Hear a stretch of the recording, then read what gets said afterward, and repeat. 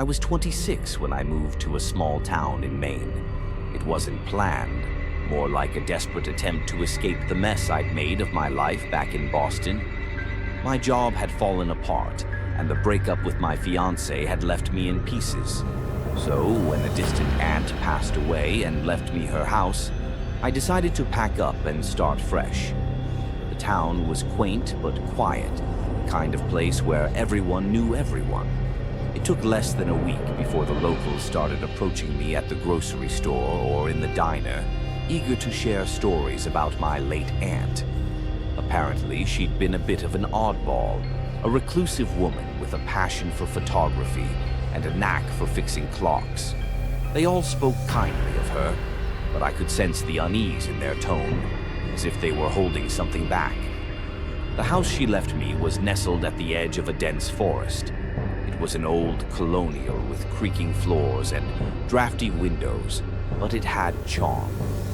The first few nights were uneventful, save for the usual noises an old house makes, groaning beams, the occasional thud of something shifting in the attic. I chalked it up to age and tried to focus on settling in. On my fourth night there, I found an old photo album tucked away in a cabinet. It was filled with black and white pictures of the house and the surrounding woods. The photos were stunning, almost haunting in their clarity. But what struck me most was the recurring figure in many of them, a young woman in a white dress. She was never looking directly at the camera, always turned slightly away, her expression unreadable. There was no explanation, no names written on the backs of the photos, just this eerie, silent presence captured over and over.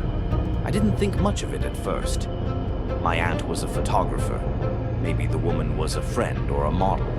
But that night, as I was brushing my teeth, I felt it, that prickle at the back of your neck when you know someone's watching. I turned to the bathroom window, and there she was, standing at the edge of the woods. The same white dress, the same turned head. I froze, my breath fogging the glass. By the time I blinked, she was gone. I told myself it was my imagination. Maybe I'd been too engrossed in those photos, and my mind was playing tricks on me. But over the next few days, things escalated. I'd catch glimpses of her in the corners of mirrors, her figure disappearing just as I turned my head. At night, I'd hear faint tapping at the windows, even though the second floor was too high for anyone to reach. The breaking point came a week later. I was lying in bed, half asleep, when I heard the floorboards creak. It wasn't the random groan of an old house. It was deliberate, measured. Footsteps.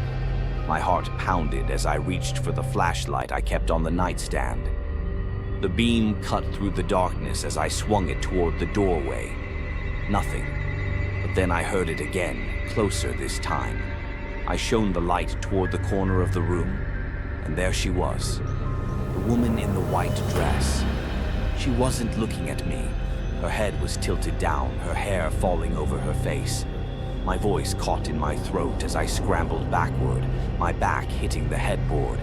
She raised her hand slowly, pointing toward the window. And then she vanished, just like that, gone, as if she'd never been there. I didn't sleep that night. By morning, I'd made up my mind to leave. I wasn't going to stick around and wait for whatever was happening to get worse. But as I started packing, I noticed something odd. The photos from the album, the ones I'd left on the dining table, were gone. In their place was a single picture I hadn't seen before. It was of me, taken from outside the house, through the very window where I'd first seen her. I left that afternoon, abandoning the house and most of my belongings. I never went back. Sometimes, late at night, I still wonder about my aunt, what she'd seen, what she'd captured in those photos. And I wonder about the woman in the white dress.